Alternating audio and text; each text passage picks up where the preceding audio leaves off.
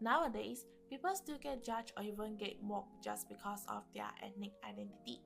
Many try to change or hide themselves just to fit into everyone, but I believe every identity has its own beauty and unique, and that's what inspired my project. My project is called The Spectrum of Us. It's an interactive installation where ink and flower become symbols.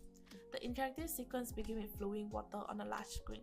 When a participant enters, Kinect detects their presence and tracks their hand movement. As they move to choose an identity on the screen, a color is picked up from that choice.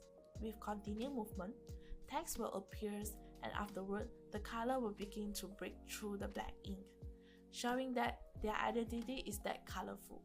These transformations then expand into a blooming flower garden, turning what once felt like weakness into strength. To make this possible, I used the Kinect for hand tracking and touch dialer for interaction.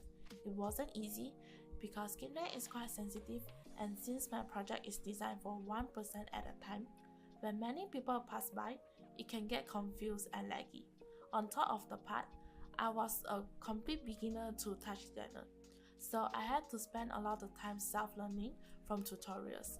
Even so, I managed to build a field simulation, the scene transitions, and effects to bring the idea into life.